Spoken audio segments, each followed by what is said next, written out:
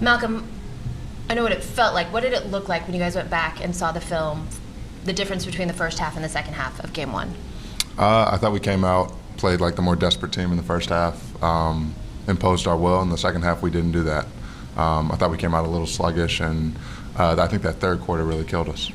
Are there adjustments to be made, or is it just a matter of effort? I think it's a mix. I think it's definitely more effort. Of course, we're going to make a few adjustments. I think they'll make a few adjustments, but at this point, we pretty much know what each team is going to do. Everybody has their tendencies, so it's really about effort at this point. Playoff Jimmy, how different is it from regular season Jimmy Butler? He's on a whole nother level. In the playoffs, he's a top 5 player for sure, and we respect that. We respect Jimmy. But we got to step up to the challenge and, make it a struggle for him almost every possession. Why are the guards so important in this series? Because that's a team over there that doesn't really play any traditional bigs. Bam is like a big guard at, most of the game. So having big physical guards and multiple big physical guards like we have, I think we're the right team to play this Miami team and give them trouble. So we got to use our length, our depth, and really our physicality and athleticism to beat this team. How challenging is it when the opponents are shifting the defensive scheme back and forth so quickly and so regularly? It definitely can be difficult, but for us, we have to keep our focus on ourselves and what we're doing and just executing our game plan.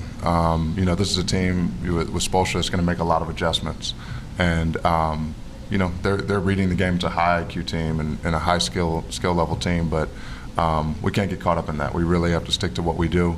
If we stick to our details, we'll be okay. A lot of attention drawn to touches late in the game.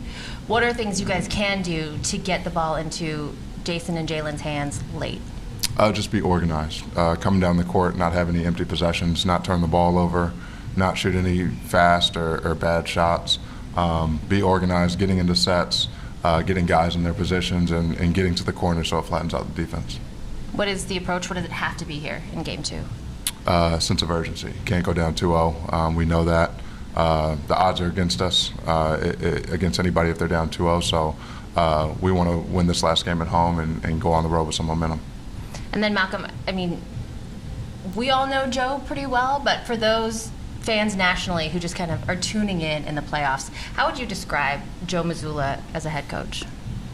I would say he's focused, he's relatable, and he hates losing more than he loves winning. To have a head coach like that you can talk to, that's communicative, but also hates losing as much as you do, there's a lot in common, and there's definitely a shared goal. Like so much of his personality, that speaks volumes. Absolutely. He hates losing more than he likes to win.